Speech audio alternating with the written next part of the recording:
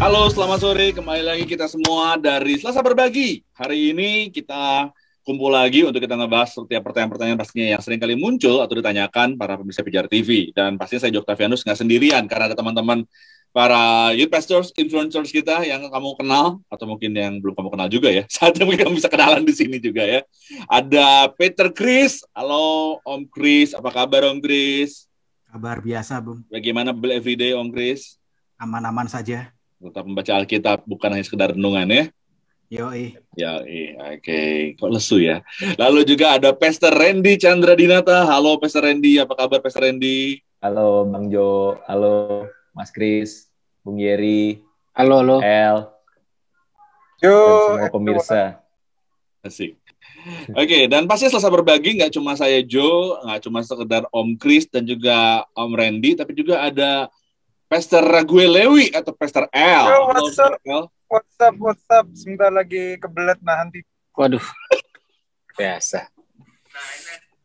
Ya, di live ini El dengan jujur mengatakan bahwa dia sedang menuju tempat perhentian sebentar lagi ya. Pelepasan terjadi. Akan terjadi sebentar lagi. Dan curiganya El ini memang lagi satu mobil atau mungkin lagi berhadapan ya mobilnya ya dengan Pastor Yeri ya saat ini ya. Iya, kita kebetulan Ada ketilang bareng kebetulan nih, pas Ketilang banget. bareng. Ketahuan lagi pegang handphone. Pak, nanti Pak, nilangnya nanti dulu Pak. Saya ini acara dulu Pak. Oke, halo, apa kabar Pastor Yeri? Baik, kalau semua shalom. Sahabat berbagi, yes. Ya, yang pasti Pastor Yeri itu pengen berbagi keceriaan juga sama kita semua pastinya ya. Dan pastinya kalau misalnya kita ngomongin di Selasa Berbagi, artinya saya juga dan kita semua di sini mau ingetin kamu juga, sudah kamu berbagi ya, sudah kamu berbagi kebaikan, tapi itu hanyalah sekedar, jangan cuma sekedar artificial atau cuma sekedar covernya aja. Karena yang terpenting adalah kita mau membantu banyak orang, juga menyebarkan Injil, karena kita tahu kita adalah anak Tuhan yang pastinya memang kita diberi kesempatan untuk bisa berbagi hidup. Oleh karena teman-teman, dalam berbagi ini juga kita tentunya mau terus selalu ingetin buat kamu juga untuk yuk bareng-bareng sama Pijar TV, ambil bagian untuk kita sama-sama menyebarkan Injil bareng sama Pijar TV, mendukung ambil oleh Pijar TV, menyebarkan Injil sampai ke seluruh pelosok Indonesia, supaya saudara-saudara kita yang ada di pelosok juga bisa menyaksikan kebenaran firman Tuhan melalui tayangan Pijar TV. Caranya gampang. Teman-teman bisa menjadi donatur dari Pijar TV, karena setiap donasi yang teman-teman berikan dan gunakan akan digunakan untuk penyebaran penayangan Pijar TV di satelit yang menjangkau area terpencil Indonesia. Ada nomor rekening BCA 5055182121 atas nama Yayasan Pelayanan Media Indonesia yang dapat kamu gunakan untuk kamu bisa mentransfer dan donasi kamu. Ya, oke. Lalu teman-teman juga bisa menyaksikan Pijar TV ya di Transvision channel 778, atau teman juga bisa menyaksikan lewat streaming. Kalau misalnya kayak El atau Bro Yeri lagi di jalan gitu kan, bisa menyaksikan lewat streaming di handphonenya lewat www.pijar.tv. Atau mungkin kamu juga punya pertanyaan, kamu punya permohonan doa, ataupun komentar, ataupun saran, silakan. Ada nomor WhatsApp kita di 081387007055 yang kamu bisa gunakan untuk kamu bisa share tentang masalah hidup kamu, permohonan doa, komentar, ataupun saran. Oke, langsung aja kalau gitu saya mau langsung kita ngobrol tentang tema kita hari ini. Karena tema kita hari ini itu sangat menarik untuk dibicarakan tentang LGBT. Apakah teman-teman yang LGBT ini, apakah temanya adalah dirangkul atau dijauhi? Dirangkul atau dijauhi. Nah, ngomongin tentang LGBT, ini sebenarnya kita mungkin agak gali dulu sebentar ya. Makanya kita undang Pastor Yeri, bukan karena Pastor Yeri penyimpangan seksual, LGBT. kan? Tapi kita tahu juga bahwa Pastor Yeri adalah salah seorang yang memiliki hati dan juga concern sama teman-teman gitu ya, sama teman-teman di komunitas ini.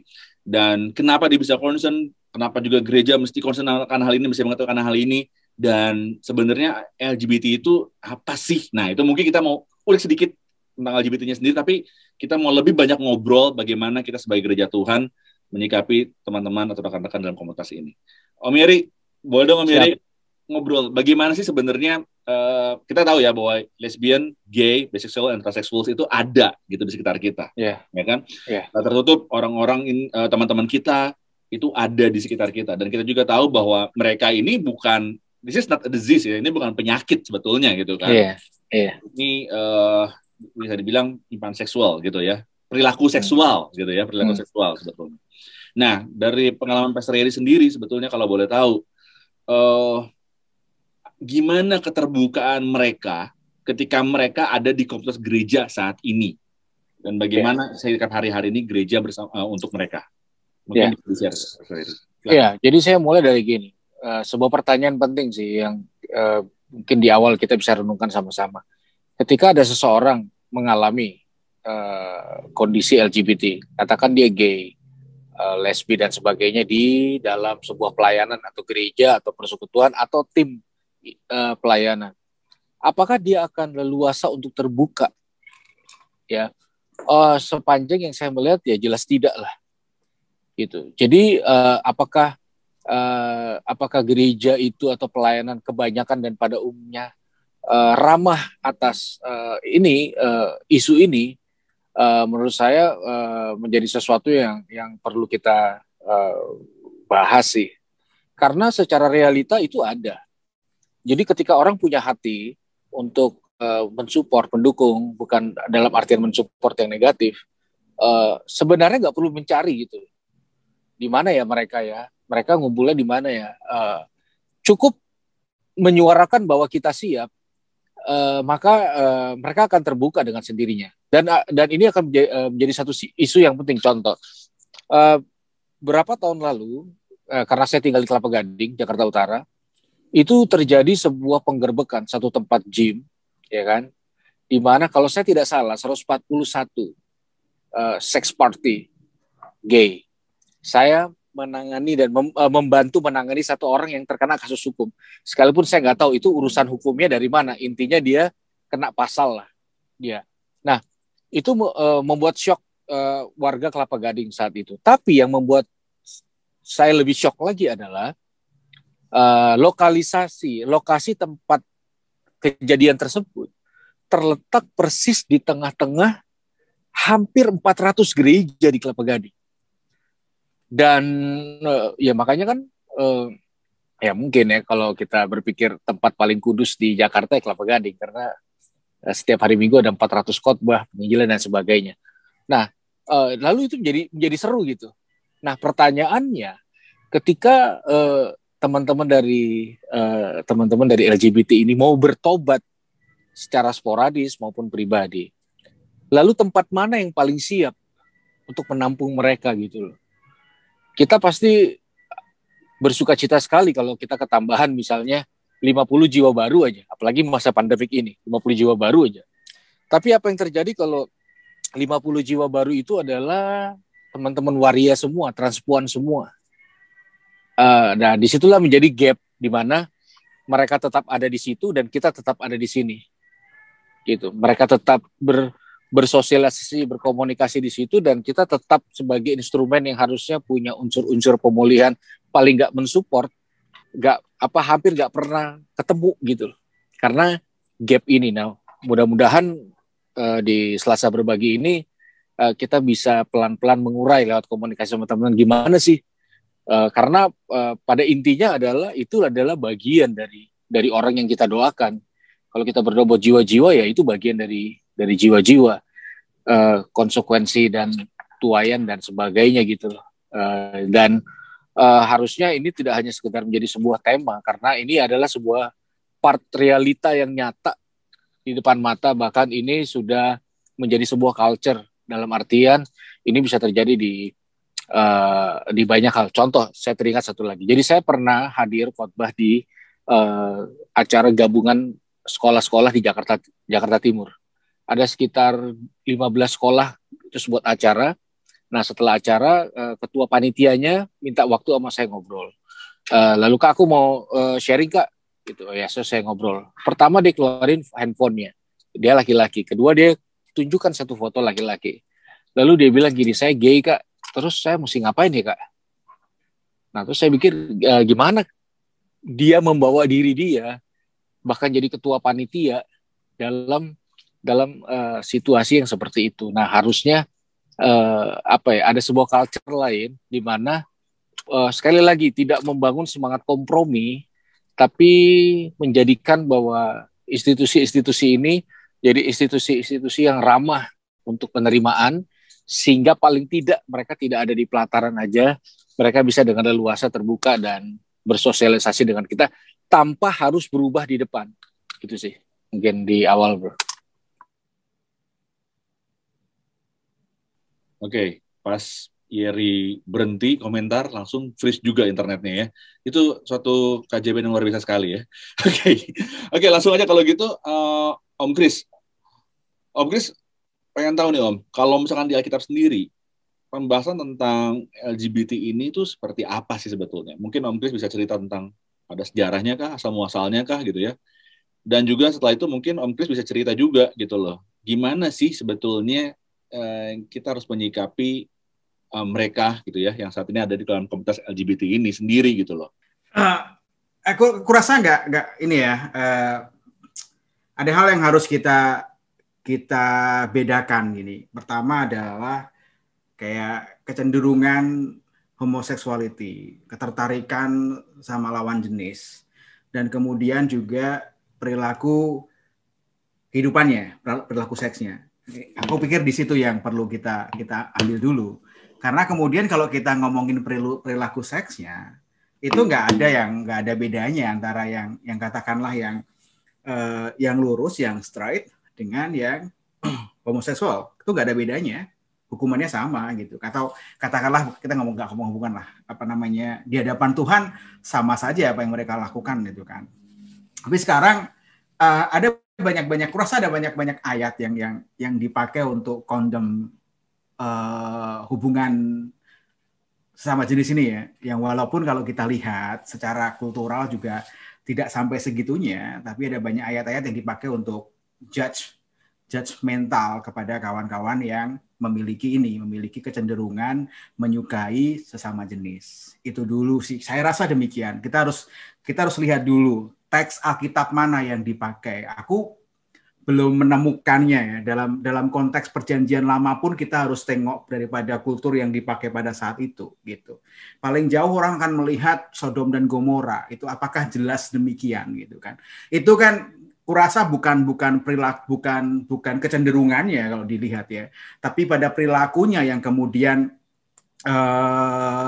nggak benar dan kemudian banyak banget gitu. Itu harus berbeda. Jadinya generalisasi lah yang kemudian dipakai untuk condemn kawan-kawan kita yang mempunyai kecenderungan menyukai sesama jenis ini. Dan pada akhirnya ketika orang sudah di-condemn duluan, dilabelin duluan, apalagi memakai ayat-ayat kitab suci yang belum tentu benar gitu. Jadi kalau kita lihat, kalau tanya saya, bagaimana? Mari kita diskusi satu persatu ayatnya, kan gitu harusnya gitu kan. Belum ada jelas banget yang dikatakan demikian. Apalagi kalau kemudian kita lari kepada perjanjian baru. Ketika Kristus datang dan kemudian dia duduk bersama dengan banyak orang, ya, pezina, pencuri, koruptor, pembunuh dan segala macamnya. Apakah itu dosa yang berbeda dengan dosa atau kawan-kawan dari LGBTQ ini? Itu sih yang perlu kita ulang atau kalibrasi katakanlah. Apakah kita sudah benar melihat teks-teks kitab suci dan mengaplikasikannya dalam kehidupan sehari-hari. Itu dulu. Jadi sebelum kita jauh melihat dan dipelintiri dibukain satu nih. Ini ayat ini gimana? Ayat ini gimana? Harusnya demikian. Ketika berbicara harusnya demikian. Ketika pakai ayat ini untuk hakimi ini, ayat itu ngomong apa gitu. Jadi itu yang kurasa yang aku belajar banyak nggak menemukannya, sehingga ketika ada datang kawan yang masuk ke komunitas dan ada kecenderungan ini, ya saya terima aja. Dan in reality saya terima sih, gitu sih. Tanpa harus menghakimi mereka dan kemudian kamu nggak boleh masuk dulu ya sebelum kamu bersih tangan dan suci hatinya, nggak gitu sih. Jadi tetap diterima sih. Ada pengalaman juga kok, ada pengalaman juga menerima mereka kok. Gitu. Oke. Thank you, Om. Nah, tadi kan Om Yeri tadi sempat bilang tadi kan bahwa kalau misalnya mereka tuh sebenarnya nggak jauh-jauh kok ada dalam komunitas kita nih sebenarnya gitu kan, dan bagaimana kita merangkul mereka. Om Randy mungkin bisa bantu Om sebelum nanti aku masuk ke Om El, mungkin nanti bisa nambahin. Gimana dari Pastor Randy sendiri, apakah punya pengalaman di dalam komunitas gereja atau dalam komunitas yang pernah Om Randy layanin, menemukan mereka gitu loh di dalam komunitas gerejanya sendiri, dan bagaimana pengalaman Pastor Randy dan juga teman-teman di dalam gereja ketika melihat mereka ada di dalam gereja? Ya, aku pribadi selama di master plan sejauh ini ya belum pernah sih ada yang declare gitu bahwa dia adalah seorang yang menyukai sesama jenis kayak gitu. Cuma dari GB Ebenezer secara keseluruhan memang pernah ada satu orang yang aku kenal juga. Dan by the way aku lancar kan ya? Lancar ya, oke. Ya. Nah terus akhirnya orang itu aku pertama nggak tahu kan, cuma sekedar say hi, ketemu gitu abis ibadah raya selesai gitu. Nah sampai akhirnya kita kenalan, terus follow-followan di Instagram gitu, dan nggak lama kemudian dia declare bahwa dirinya itu seorang kayak gitu, dan dia berani posting bahwa ya I am born this way gitu kan, aku nih ya begini adanya kayak gitu kan. Dan ya aku pribadi jujur dalam hal ini memang belum punya banyak pengalaman untuk menangani orang-orang seperti ini ya, karena kecenderungannya ketika mereka declare bahwa diri mereka adalah LGBT dan mereka merasa nyaman dengan itu, otomatis mereka akan akan memiliki kecenderungan untuk meninggalkan komunitas yang boleh dikatakan tidak terlalu aware akan keberadaan LGBT gitu. Ya, dan aku harus akui GB Ebenezer bukan gereja yang yang benar-benar terbuka akan hal itu, dalam arti minimal dibicarakan terlebih dahulu gitu. Enggak sih gitu, dan aku rasa makanya enggak banyak yang membuka diri di situ. Cuma satu hal yang aku tadi juga highlight dan garis bawahin itu apa yang Mas Kris katakan, kita harus bisa bedain mana orientasi seksual dan perilaku seksual. Ya, karena kalau dari perilaku seksual, benar tadi kata Mas Kris bahwa mau dia itu penyuka lawan jenis maupun penyuka sesama jenis, yang jadi masalah itu kan adalah tindakan dosanya gitu. Dan kita bisa simpulkan dari ayat-ayat yang kita baca, ya hal-hal tersebut bertentangan dengan hukum Tuhan kayak gitu. Nah, tapi balik lagi bicara tentang orientasi, itu kan sesuatu yang sifatnya ada satu kecenderungan atau ketertarikan gitu di dalam dirinya.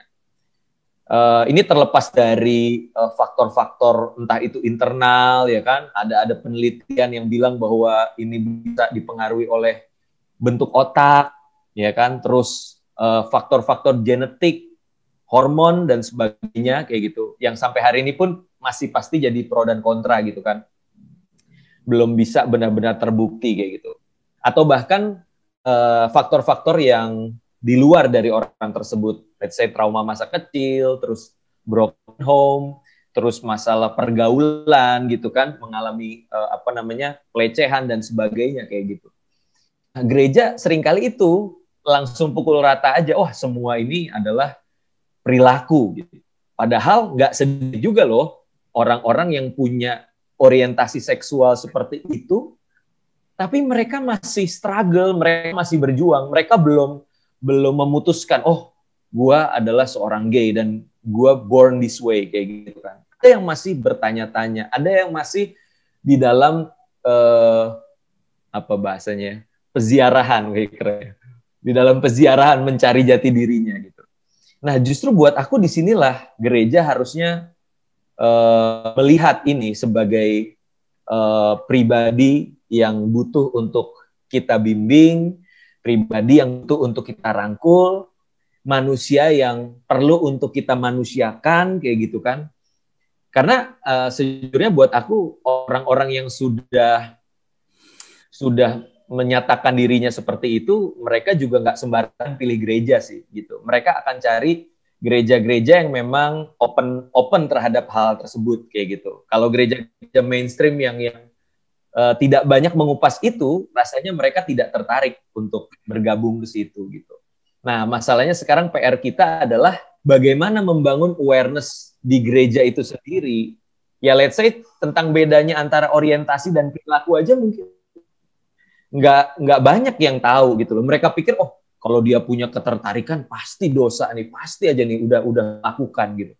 Padahal aku temukan juga beberapa orang yang punya orientasi itu, ya itu bisa kelihatan juga ya dari gaya bicaranya, dari apa namanya gerak tubuhnya kayak gitu kan. Tapi dia nggak menunjukkan bahwa dia berperilaku seperti itu, dia kayak berjuang juga gitu loh, sedang bergumul. Dan harusnya kita jadi safe place sih buat mereka gitu loh. Minimal mereka mengakui gue lagi struggle nih dalam hal ini, bisa ditolong, bisa dibantu, bisa dibimbing. Harusnya gereja terbuka sih akan hal itu. Gitu.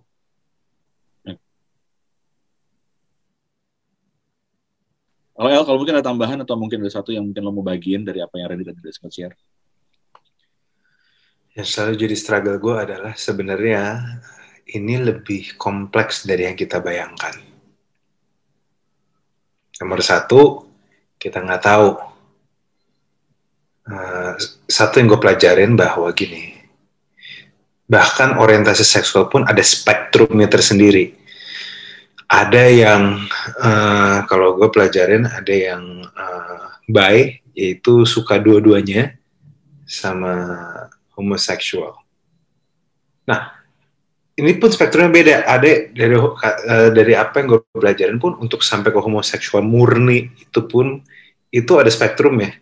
Ada yang masih mungkin 2 gitu, 2 dari 5. Artinya dia masih demen lawan jenis juga.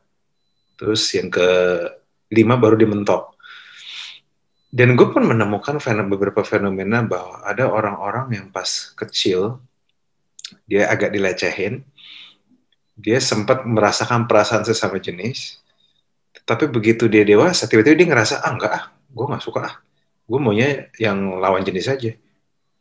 Jadi sebenarnya ini misteri, dan sejujurnya gue tidak akan bisa sepenuhnya bisa ngerti. Kenapa? Karena gue nggak menghadapi struggle itu, sejujurnya.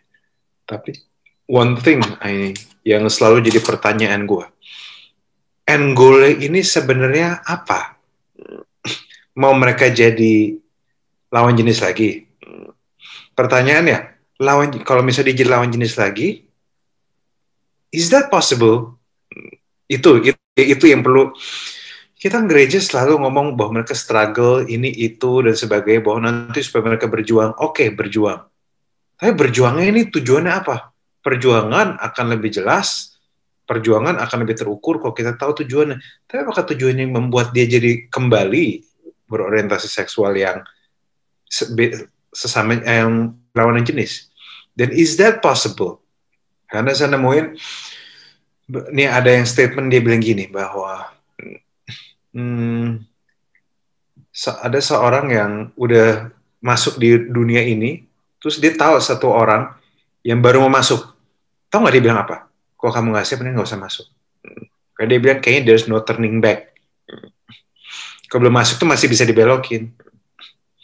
Jadi artinya, rasanya dari update yang gue tahu ini, kita belum bisa narik kesimpulan apa-apa, tapi kita perlu pelajarin lagi. Kita masih butuh research yang lebih. Dan kalaupun research-nya udah dapet, kita juga harus mikir, sampai sejauh mana kuasa firman Tuhan, kuasa Tuhan itu punya dampak. Apakah punya dampak sampai mempengaruhi hal itu? Ada loh yang terpengaruh dan akhirnya dia langsung jadi beda jenis langsung. Ada. Bukannya nggak ada, gue nemuin ternyata beberapa ada. Gue juga kaget, kok ada ya? Tapi itu juga ada faktor bahwa dia mungkin belum masuk. Karena sebelum ini di-syutingin teman-teman, sekitar minggu lalu saya bikin semacam Darkest Secret 2021. tentang bagaimana saya itu tulis di Instagram story saya, silakan kalau orang mau berbagi sisi tergelapnya dia, silakan. Tidak akan dijudge, cuma akan dipost anonim. Dan ternyata ada lebih dari satu, lebih dari dua, ya mereka dulu memang kan dilecehin suka sesama jenis. Tapi pada waktu mereka grow older, mereka berubah. Jadi beda jenis lagi. Jadi ini menurut saya masih banyak faktor ya. Dan saya rasa satu yang saya pelajari ini, tapi satu yang saya yakinin. This is not just theological factor. Ada psychological factor, ada biological factor, ada medical factor. So, kita sebagai hamba Tuhan pun, gue percaya bahwa kita tidak bisa langsung declare, bah, kamu kalau nggak bertobat langsung masuk neraka. Solusinya apa, Cumi Arab? Itu solusinya. Kalau misalnya mereka ada solusi, mereka mau kok. Banyak orang ngomong, hey, you have no idea how much I want to be straight. Banyak loh, bukan cuma satu yang ngomong, kamu nggak have no idea betapa saya pengen jadi. Tapi susah, nggak bisa. Kan kasihan kalau digituin. Makanya tolong makhluk-makhluk astral yang denger ini, especially pendeta, gini lah, sebelum kamu menghakimi, coba di-reset dulu maksudnya itu. Dan mungkin ngobrol sama orang biologi, ngobrol sama orang psikologi, kenapa? Supaya at least kita dapat gambaran lengkapnya. Kita punya firman Tuhan, betul, right. Kita tahu bahwa Tuhan ciptain mereka, betul. Tapi detail-detailnya itu kan bukan bagian kita, itu bagian orang psikolog, bagian biologi, dan kita perlu tahu. Jadi sorry kalau agak menggantung, tapi memang realitanya gue baru sampai situ. Statement gue adalah, terus pertanyaan gue, kalau misalnya gue ketemu orang yang, dan memang gue pernah ngalamin berkali-kali, gue jujur aja, kalau mereka melayani, gue izinkan mereka melayani. Karena bagi gue semua orang punya struggle. Mungkin ada orang yang struggle-nya mungkin sesama jenis. Tapi ada yang struggle soal kekikiran, kerakusan, struggle soal nafsu makan, itu kan juga berbahaya.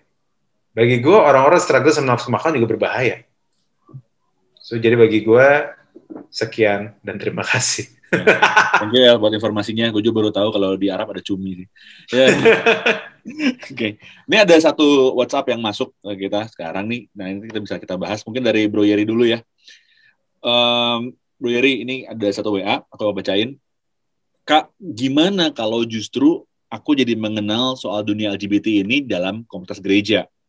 Aku cerita ya, Kak. Aku dulu ada di komunitas seni. Dan aku tinggal di panti asuhan. Lalu ada komunitas youth di gereja yang datang ke panti asuhanku untuk pelayanan ibadah setiap Sabtu Minggu. Mereka buat ibadah youth di situ. Lalu kemudian untuk follow up dan konsel, kita dipecah jadi kelompok-kelompok yang lebih kecil. Cewek sama cewek, cowok sama cowok. Dengan dimentorin oleh satu kakak dari gereja itu. Kakak yang mentori aku lah yang justru mengenalkan aku dengan dunia itu, dengan cara dia melakukan kecenderungan itu ke kita semua di kelompok kecil itu. Bukan sampai pelecehan sih, tapi gandengan tangan, rangkul-rangkulan, tidur bareng-bareng, sampai ke kasih-kasih gift yang biasa dikasih cowok ke cewek, bukan cewek ke cewek, seperti bunga, boneka, kayak gitu ya. Dengan cara bukan sebagai sahabat perempuan, kasih ke sahabat perempuan ya. Dan satu hari, temanku di komunitas komsel itu cerita ke aku bahwa ia seperti ditembak oleh mentor ini, dengan mentor ini bilang suka sama dia, dan ngajakin jalan bareng. Gila Kak, aku cuma bisa wonder sih, bisa aja hal seperti yang aku alamin ini terjadi di komunitas lain. Dan ini kan komunitas gereja Kak, yang seharusnya jadi komunitas aman buat anak-anak remaja yang lagi puber. Dan pasti ini undetected, because it's church. Orang nggak akan langsung mikir bahwa gereja malah jadi tempat yang perkenalan orang pada LGBT. Aku cuma cerita aja sih Kak, tapi butuh tanggapan dari kakak-kakak semua. Oke, Bro Yeri mungkin bisa nanggepin dulu dari sharing. Wow. Oke. Gini bro, thank you. Jadi menurut saya ini udah ada dalam sebuah fase krisis generasi. Jadi ada kata krisisnya. Karena ada unsur daruratnya. Mungkin beberapa orang bilang untuk saat ini itu statement yang lebay. Tapi artinya gini, ini harus ditangani. Mau kita dapat riset atau enggak, mau ada penelitian biblical atau enggak, karena ada unsur daruratnya.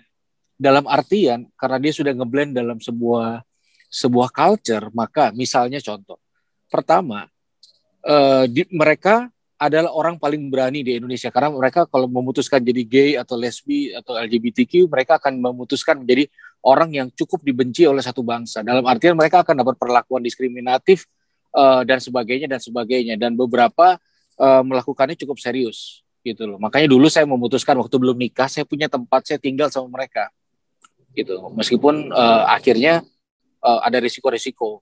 Salah satunya adalah beberapa orang percaya saya juga gay karena tinggal sama mereka gitu. Dan kalau segmentasi gay kan beberapa itu positif HIV AIDS mungkin 80-90% gitu. Nah jadi artinya gini, pertama itu nggak bisa menunggu sebuah kesimpulan bulat yang memuaskan semua pihak baik secara roh jiwa tubuh sehingga penanganan itu bisa dilakukan dengan leluasa. Nah, kedua, ini kesaksian pribadi ya, saya nggak bawa yang lain.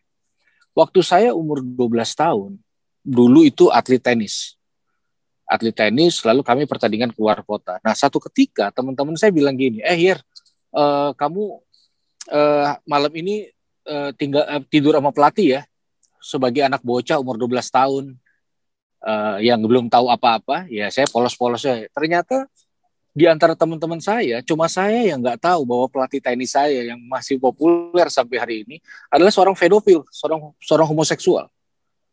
Dan alhasil apa? Saya dilucutin baju, disuruh mijit, dan akhirnya saya ngalami pelecehan seksual 1 malaman full.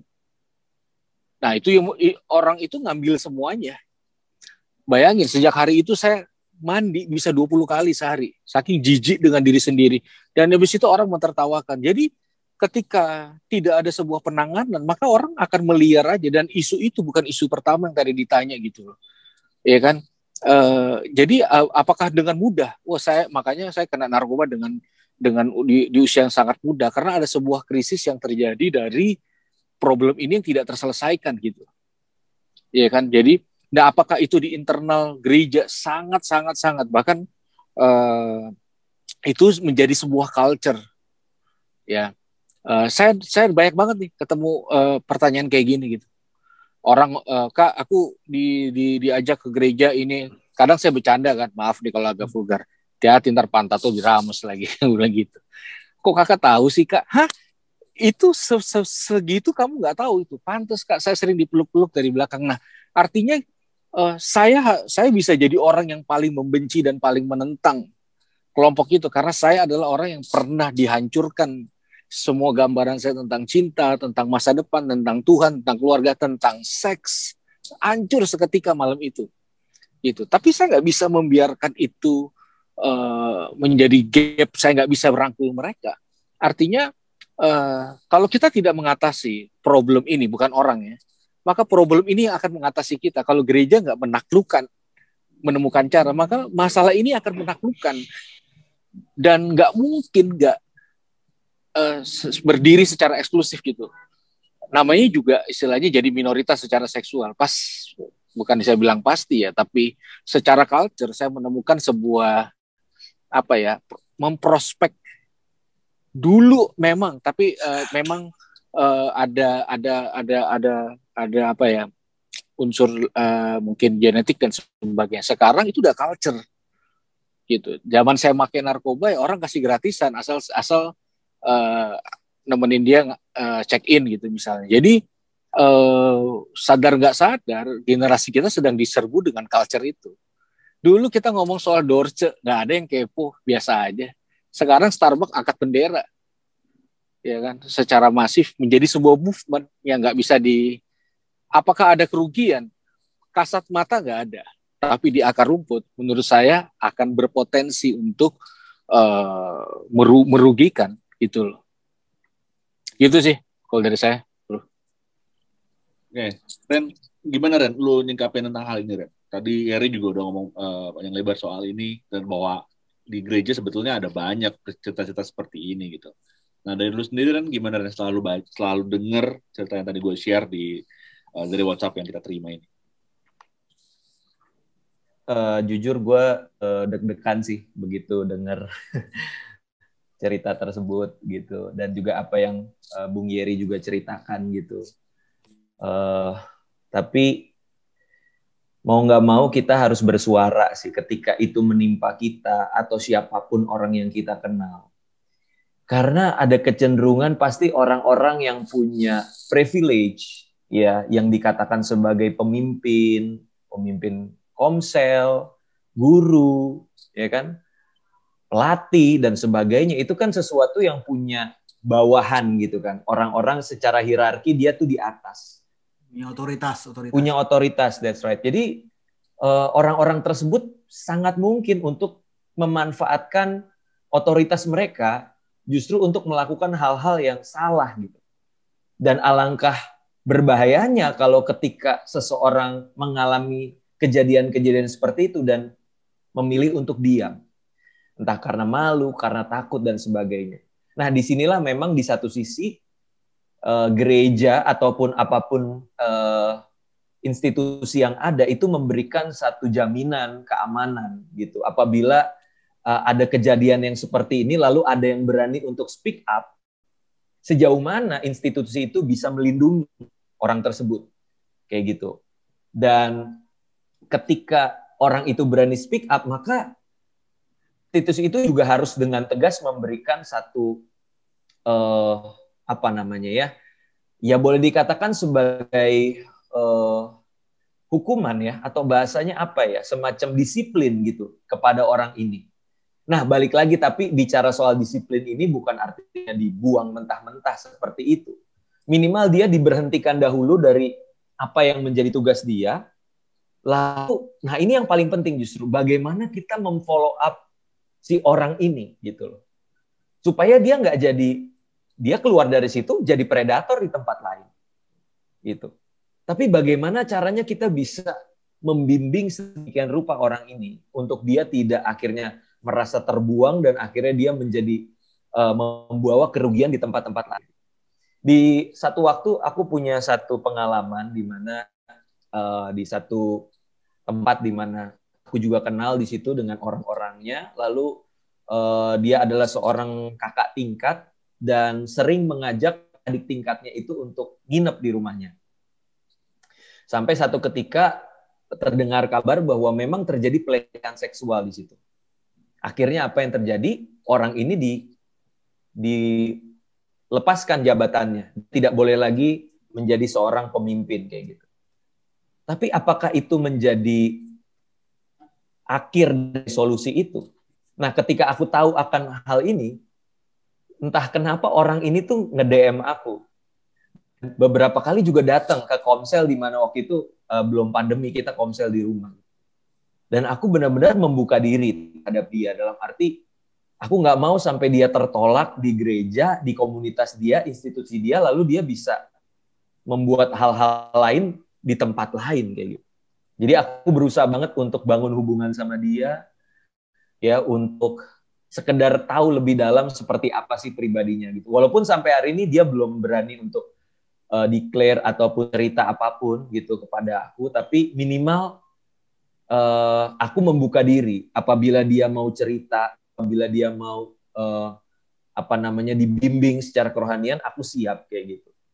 Jadi dua belah pihak ini memang dilematis sih ya. Kadang kita pengennya merangkul mereka, tapi kalau kita nggak hati-hati juga bisa menjadi bumerang bagi komunitas kita sendiri, apalagi yang sudah punya kapasitas atau otoritas seperti itu gitu. Jadi tadi benar kata El, gue pribadi juga belum bisa menarik satu kesimpulan yang jelas, tapi yang pasti kita nggak boleh ignorant akan hal ini. Kita selalu belajar, kita selalu mengobservasi lebih dalam segala macam kemungkinan-kemungkinan yang ada, termasuk disiplin ilmu yang lain selain teologi. Gitu, kita harus membuka diri terhadap itu. Mungkin itu dari aku, Bang. Oke, thank you, Ren.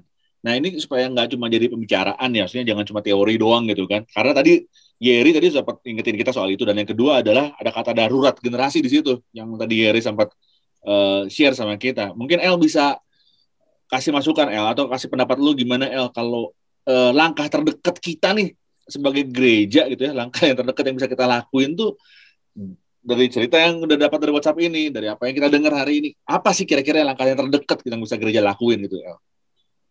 Kalau dari gue menemukan bahwa ada satu kata yang menurut gue sangat menarik, yaitu tentang pelecehan seksual. Banyak hal bisa terjadi di sini. Nah, satu yang gue pelajarin bahwa pelecehan seksual adalah semacam pintu untuk banyak hal yang negatif itu bisa terjadi. Gue percaya kalau misalnya cuma pelecehan seksual, bukan cuma ya, gue percaya bahwa sebenarnya kalau gereja itu bisa aware, pelecehan seksual itu bisa diantisipasi. Memang satu sisi kita memang ya welcome sama semua orang, tapi kita bisa dari awal sudah kasih tahu, this is a church, this is the ground rules. Pelecehan seksual mau dia sesama jenis maupun lawan jenis, itu melanggar hukum. Karena gini, karena kan kita ngeliatnya kan cuma dari spektrum lawan jenis, sesama jenis ya. Tapi sebenarnya mau sesama jenis, mau lawan jenis, itu dua-duanya pelecehan. Dan itu masuk delik hukum, setahu gue. Jadi semua pelecehan itu kita udah harus declare dari awal. Dan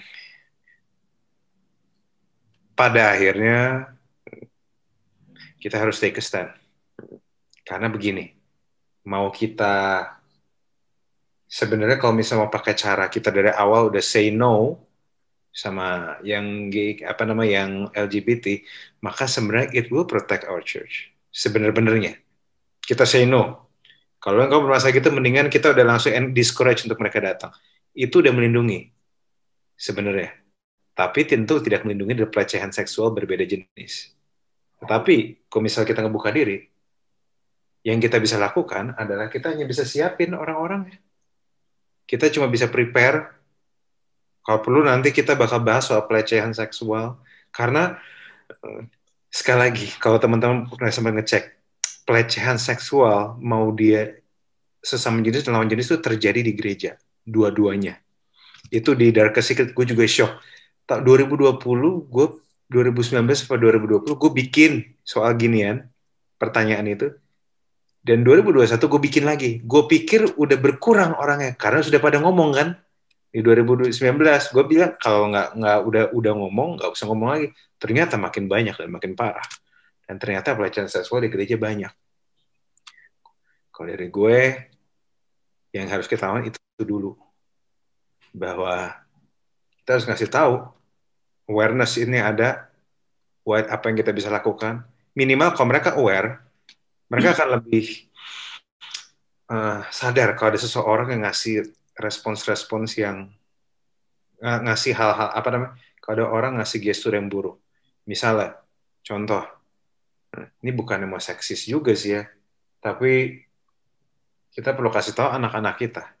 Kalau cowok ngasih bunga ke cowok, itu tandanya agak berbeda. Gue nggak tahu di masa depan mungkin bisa jadi tanda yang berbeda, cuma di masa ini, maaf ya udah mau nggak mau kita harus agak take a stand di sini. Karena kalau kita mencoba untuk diam terus dan kita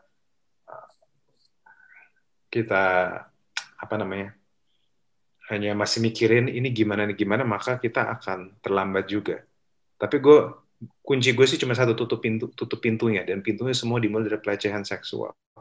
Soalnya kalau misalnya gue bayangin Bung Yeri di posisi kayak gitu, Bung Yeri nggak ngerti apa-apa, itu berat. Tapi kalau kita dikasih bekal dari sekarang tentang pelecehan dan sebagainya, maka gue rasa itu akan membantu.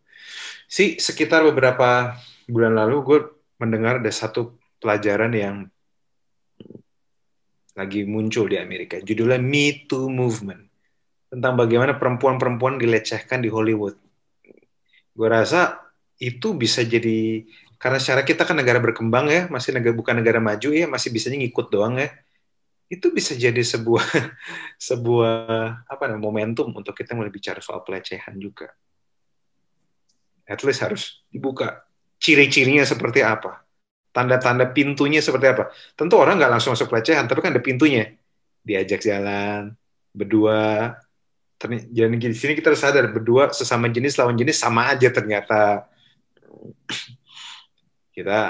Gue rasa untuk sekarang cuma itu yang baru gue kepikiran. Tapi gue berdoa supaya sambil gue jalan, sambil gue tetap mengembalakan, Gue berharap gue bisa nemuin jalan yang lebih komprehensif. Jadi bukan cuma reactionship ya, tapi leadership juga. Karena bereaksi berlebihan, reaktif juga nggak baik sebenarnya. Cuma itu yang bisa gue bilang. Oke, gue mau ke Chris dulu nih, minta pendapatnya. Karena tadi kalau El udah bilang bahwa ini bukan masalah orientasi seksualnya, tapi bicara soal pelecehan seksual itu bisa terjadi sama siapa aja, kan? Ini seperti itu. Nah, apa sih yang kita katain? Tadi ada yang belum terjawab sebenarnya dari pertama ya. Guidelines-nya apa gitu loh. Kalau misalnya di Alkitab, kita bisa ketemu sama teman-teman yang memang punya orientasi seksual yang menyimpang. Apalagi tadi kita udah ngobrol lagi bahwa di dalam komunitas kita juga mungkin ada sebenarnya mereka nggak terbuka. So, gimana how we can deal with it gitu loh. Gimana kita bisa mengasihi mereka? Gimana caranya kita bisa ketemu sama mereka? Itu pertanyaan atau pernyataan sih? Gue bingung menyikapinya. Intinya kan gimana caranya supaya kita apakah kita sendiri apa yang kita katakan gitu tentang ini. Oke, kembali ke tadi kan yang dikatakan ayat-ayat yang dipakai buat LGBTQ dan segala macamnya itu cenderung kepada violence atau kekerasan, dan kita bisa katakan harassment pun termasuk dalam kekerasan. Ya, pemaksaan kehendak untuk memuaskan atau memenuhi keinginannya. Itu yang terjadi semuanya. Jadi dasarnya adalah pemaksakan kehendak, harassment, violence, sexual violence, harassment, sex harassment, sesama jenis ataupun lawan jenis. Poinnya di situ. Poinnya bukan pada kecenderungan, poinnya pada pemaksaan kehendak gitu. Verbal ataupun action. Dan seringkali yang kita lupa bahwa verbal itu juga cukup sakit, sangat sakit bahkan dirasakan. Dan itu dari verbal itu akan bisa mengubah seseorang menjadi kekerasan kalau dibiarkan saja. Dan memang itu banyak terjadi.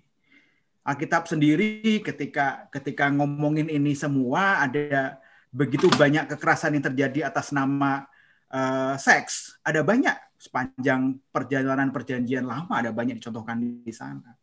Bukan pada tindakan seksnya, kan seks tidak salah, tetapi ketika memaksakan seksual kepada orang lain, itu yang salah. Cek kembali, semuanya ada di sana, dan itu urusannya dengan Tuhan, karena seksual itu hubungan seks dan kawan-kawannya ini itu ranahnya Tuhan. Tuhan pandang sacred banget, Tuhan pandang sangat kudus banget. Dan kemudian disepelekan oleh orang-orang, ya, dilecehkan tadi itu. Bahkan di dalam gereja banyak banget. Besar Pak pasti kalau urusannya dengan sebuah institusi, sebuah gereja besar untuk urusannya. Bagi saya akan sangat penting untuk membaginya dalam perkara-perkara yang kecil. Ya ini ya kita-kita ini. Kita-kita ini yang ada di dalam gereja, jadi bagian gereja, menjadi menjadi mercusuar dalam tindakan dan perkataan, memberikan contoh gitu dalam komunitas-komunitas yang kecil, itu akan jadi gaung yang sangat baik. Gabungan dari apa yang dikatakan Pastor Yeri, Pastor El tadi, tetap kita membuka diri dengan penuh kewaspadaan, memperlengkapi diri kita dan juga memperlengkapi kawan-kawan kita, kasih tahu dengan ilmu yang ada. Kayak tadi, ini loh tanda-tanda kamu dilecehkan, ini tanda-tanda orang yang melecehkan, verbal maupun non-verbal seperti ini. Dan jangan takut untuk lapor kepada saya. Itu langkah darurat, kurasa ya. Langkah darurat dari kita semua. Kita nggak bisa nunggu dari top down, nggak bisa, kita dari down biar sampai ke atas gitu kan. Ya kita ini, dan siapapun yang mendengar dan menyaksikan Pijar TV sore ini, jika Anda ada dalam komunitas kecil dan Anda rindu dengan jiwa-jiwa dan mengasihi jiwa-jiwa seperti Kristus tanpa membedakan yang same sex ataupun yang lawan jenis, kalian harus banyak belajar seperti kata El tadi, and take precaution. Itu hukumnya tetap satu, kasihilah saudaramu, love your neighbors, gitu. And love itu nggak buta kan, gue bilang kan. Love itu nggak buta, tapi melihat ketidaksempurnaan dan tetap mengasihi. Anyway, gitu kan. Hanya kita akan tahu siapa yang kita kasihi dan kita tahu bagaimana dia behaviornya seperti apa. Itu bagiku itu sih yang kulihat ya. Kalau lihat biblical konteks dan segala macamnya, jelas kekerasan jelas salah. Harassment termasuk kekerasan. Verbal maupun non verbal. Gitu, Bro. Oke, thank you Om Kris. Nah, ini ada satu lagi pertanyaan yang masuk. Mungkin Bro Yeri boleh bantu untuk jawab nih atau tanggapin ya. Kak, apa nih makna sebenarnya dari merangkul? Makna sebenarnya dari welcoming? Kadang kita semua bergumul dengan cara memperlakukan kaum LGBT ini. Di satu sisi, kita harus penuh kasih dan pengertian. Di satu sisi, kita harus mampu untuk mendidik. Lalu gimana kalau kita ada di komunitas, atau keluarga, atau gereja yang lebih memilih untuk memperlakukan kaum LGBT ini dengan sangat keras? Bukankah mereka bisa cari kasih dari komunitas yang lain? Atau yang salah? Oke. Langsung saya jawab, Bro. Langsung lah, Bro. Iya, jadi makanya gini, hampir semua orang ketika dia punya hati, biasanya dia seorang konseptor. Saya yakin kita semua juga kita konseptor. Kadang-kadang kita nggak bisa menempatkan konsep itu di depan, gitu loh. Ya kita punya konsep, kadang-kadang kita mesti duduk dan tanya, menempatkan konsep di depan tuh kayak emak-emak yang dominan. Setiap kali anaknya habis mandi dikasih ini ya, pakai baju ini ya, nanti kamu kuliah di sini ya, tanpa bertanya atau meluangkan waktu untuk mengidentifikasi. Makanya saya akhirnya memutuskan bahwa semua konsep di depan digugurkan dulu, lalu duduk bersama mereka, ngambil waktu. Menurut saya itu satu-satunya cara mendapat relevansi di situ. Sebagai contoh, ya, saya bertemu dengan seorang yang hamil di luar nikah dan dia plus minus ACDC. Saya ketemu dia di klinik aborsi dan udah deal lah, udah DP apa segala. Anak masih SMP kelas 3, which is usia kandungan belum sesehat itu. Oke. Nah, pertama saya nggak bisa berteori, berarti saya harus hadir ke situ. Lalu saya keluarkan semua ilmu yang saya tahu. Udah saya modif tuh pokoknya. Intinya adalah saya harus menggagalkan rencana dia untuk aborsi. Semua yang saya tahu A sampai Z, saya udah keluarkan semua ilmu homiletik semua dan sebagainya. Sorry kepotong. Oke, sebalik ya. Semua ilmu homiletik dan sebagainya. Dan supaya dia akhirnya setelah 2 jam saya merayu, dia buka hati gitu. Oke Kak, saya tidak akan aborsi. Tapi saya kasih satu syarat, langsung saya pegang tangannya. Apapun syaratnya asal kamu nggak aborsi. Oke. Apa saya tanya? Kakak jadi bapaknya mau nggak? Gitu. Terus dia bilang gini, kalau kakak nggak mau jadi bapaknya, buat apa kakak bawa soal Yesus dan semua solusi-solusi itu? Ayat-ayat itu. Yang saya butuh tuh ada orang yang mau jadi bapaknya, bukan hanya teori. Kalau kakak nggak mau jadi bapaknya, bawa Yesus jauh-jauh lah Kak. Gitu. Dan saya nggak bisa jadi bapaknya. Dan akhirnya dia aborsi anak itu. Dan setelah dia aborsi anak itu, dia bilang gini, kalau cuma kasih tahu ini dosa ini enggak, saya udah tahu. Yang saya butuh bukan itu. Dan itu membuat saya cukup depresi secara positif ya. Saya nggak bisa memikirkan tanpa memberikan. Saya harus putar otak saya gitu. Nah makanya dalam kesempatan kali ini ya, paling nggak pertama, apabila ada yang menemukan atau struggle di lokal masing-masing, saya punya banyak shelter yang di-maintain oleh orang-orang, komunitas-komunitas yang memang punya hati untuk teman-teman LGBTQ tinggal bareng, dibiayain, dididik secara firman. Saya punya satu shelter di Bali, Tabanan yang menangani kasus-kasus human trafficking, sex trafficking dan sebagainya. Dan akhirnya kita harus masuk ke praktikal meskipun itu cuma secuil karena paling enggak orang butuh patokan gitu loh. Ini dipukul atau dirangkul, setengah pukul setengah rangkul atau dalam 1 minggu 4 kali rangkul, 3 kali pukul, dan ya jujur itu bisa jadi blunder kecuali kita mendorong orang untuk pertama mengambil porsi besar di hati dia, di hati kita untuk menempatkan ini menjadi porsi yang penting. Kedua ya melatih orang-orang untuk punya passion untuk hadir. Jadi gini, kalau menurut saya, siapa yang berdiri di titik krisis hidup mereka, itu yang dapatkan mereka. Pada akhirnya gitu. Perangnya jadi perang kasih sayang dan pengorbanan.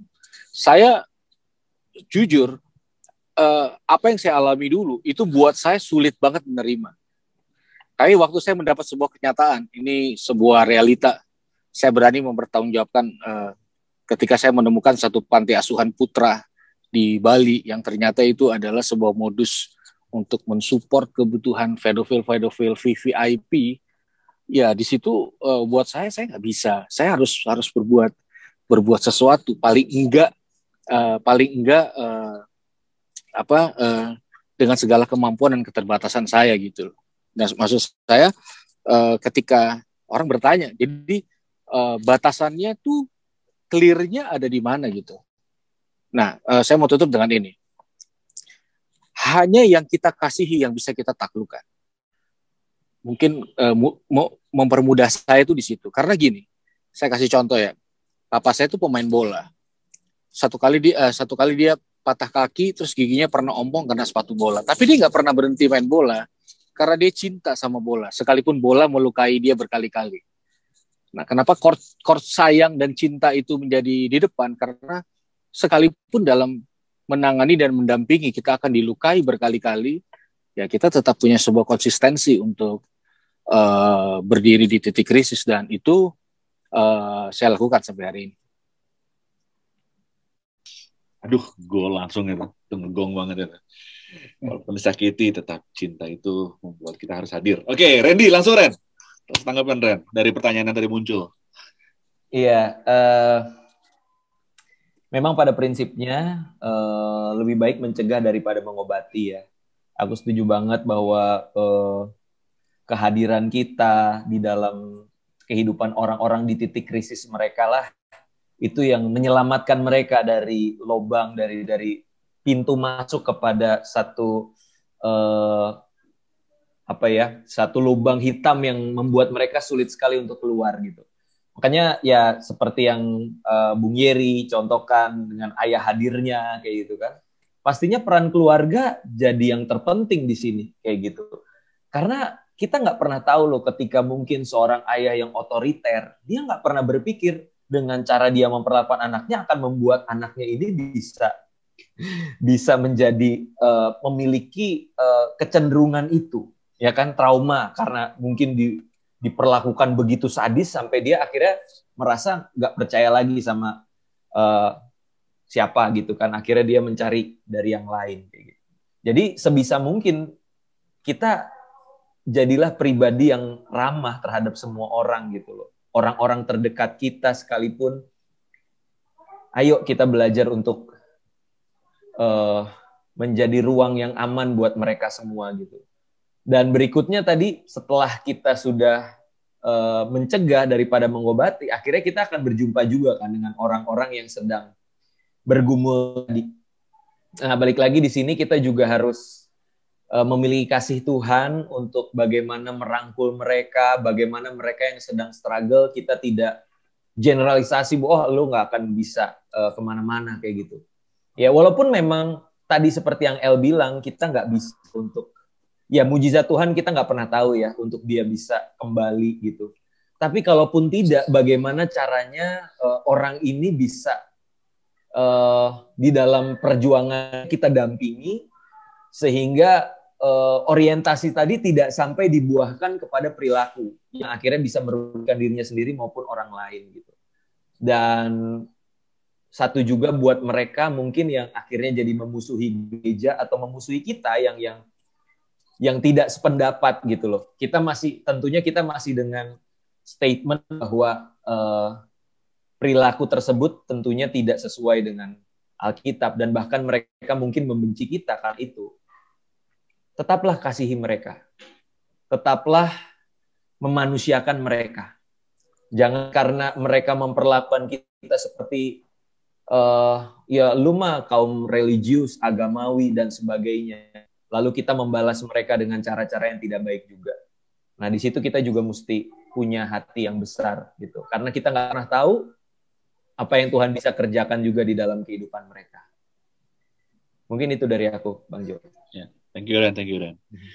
Oke, El, gimana El? Apa tanggapan lo El? Dari apa yang udah dibagi sama Yeri dan juga Randy, mungkin ada satu yang mau lo share juga buat kita.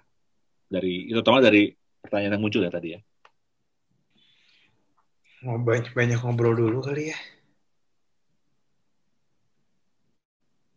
The reason kenapa saya bisa bicara dengan bahasa yang bisa dimengerti banyak orang, Mbak Yani. Karena saya nggak takut nanya sih. Itu aja sih. Karena memang justru di dalam pelayanan itu nanya data, survei, ngobrol relationship sendiri. Itu perlu ditanya. Nggak berarti mereka tahu loh jawabannya. Tapi setidaknya kita bisa putar otak untuk tahu kira-kira sebenarnya the real struggle mereka apa. Sampai detik ini banyak hal yang saya belum tahu loh, jujur aja. Dan saya masih harus banyak nanya, simply karena memang I wasn't in that position. Saya nggak di posisi itu. Saya nggak pernah ada keinginan untuk sama yang sesama jenis. Dilecehin pernah, tapi verbal ya. Bikin mimpi buruk sampai sekarang. Soalnya kalau ditanya harusnya sih, saya nggak melayani lagi karena saya jijik banget ngeliatnya. Tapi saya punya banyak teman-teman yang orientasi seksual berbeda. Tapi punya dignity. Sebagai manusia mereka bekerja dengan baik, dengan kejujuran, bisa dipertanggungjawabkan. Jadi agak sulit juga. Kalau saya akan lebih banyak ngobrol dulu. Kuncinya. Kalau someday there's a lot of pastors yang berbeda, yang hamba Tuhan banyak di sini, ya nggak ada salahnya kalau kamu ketemu yang begitu, ngobrol aja dulu. Just be human being. Ngobrol, cerita-cerita, nggak usah langsung bilang hal-hal yang ofensif ya. Saya cuma bisa bilang itu sih. Tapi saya juga percaya bahwa jangan stop sampai ngobrol. Tapi pasti sebenarnya dari obrolan itu kita bisa tahu kira-kira kita mau ngapain. Dan mari kita jangan sekedar reactionship, tapi kita coba mikirin. Dan udah, paling kayaknya itu aja. Dan saling mendoakan supaya bisa dapat juga, bisa kepikiran apa yang kita harus lakukan. Karena memang ini masalahnya bukan masalah yang simple. Tapi I believe kita bisa hadapin. Udah itu aja. Thank you, El. Oke, Om Chris, gimana Om? Apa tanggapan Om Chris? Kalian juga mungkin bisa nyimpulin Om dari apa yang udah kita bicarain selama sejam ini.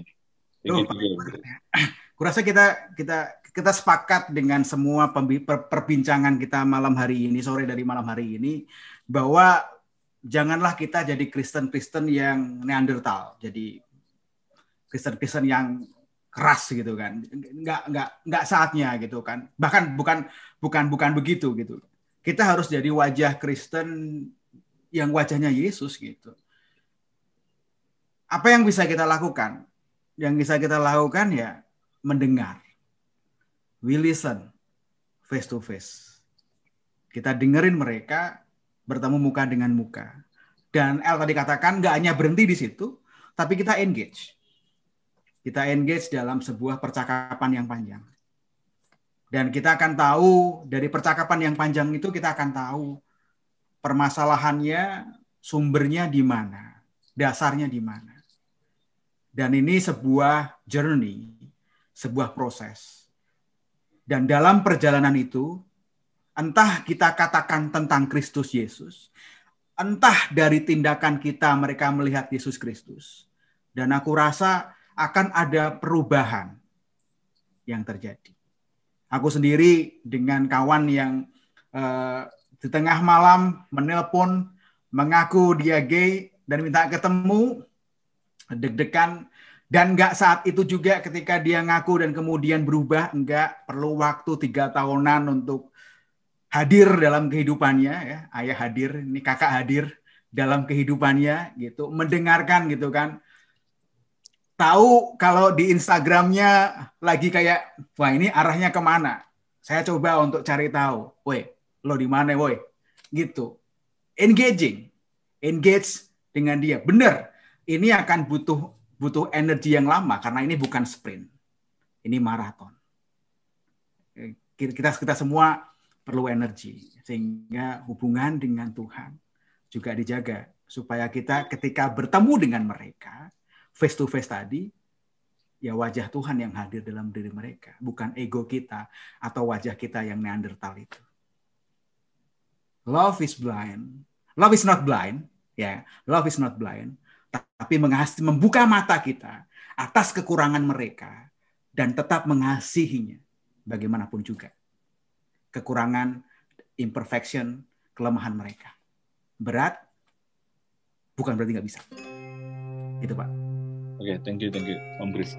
Oke, teman-teman, semoga apa yang kita tadi seperti apa yang pesan dari Bro Yeri ya dari awal, jangan sampai ini cuma sekedar obrolan aja, teori aja, tapi ini juga hal yang bisa kita pikirin untuk kita lakukan di konsekuensi dan gereja kita masing-masing, karena mereka ada di sekitar kita dan mungkin sebenarnya mereka ada di komunitas kita, cuma mereka nggak terbuka karena mereka ngerasa bahwa kalau terbuka justru jadi tolak. Tapi juga kita mesti membedakan antara perilaku seksual dengan pelecehan seksual. Gitu ya, itu yang kita mesti pintar-pintar untuk menyikapinya sehingga kita bisa jadi orang yang hadir dalam kehidupan mereka supaya mereka bisa kenal kasih Kristus yang sebenarnya. Thank you banget buat Om Yeri, El, Om Chris, dan juga Randy yang udah hadir bersama dengan kita hari ini.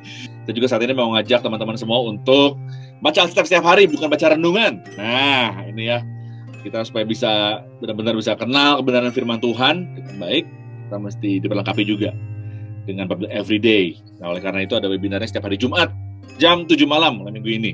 Link pendaftarannya di s.id/Bible Everyday dan ini gratis. Tema-temanya teman-teman bisa lihat di Instagramnya Pijar TV untuk informasi lebih lanjut pastinya ya.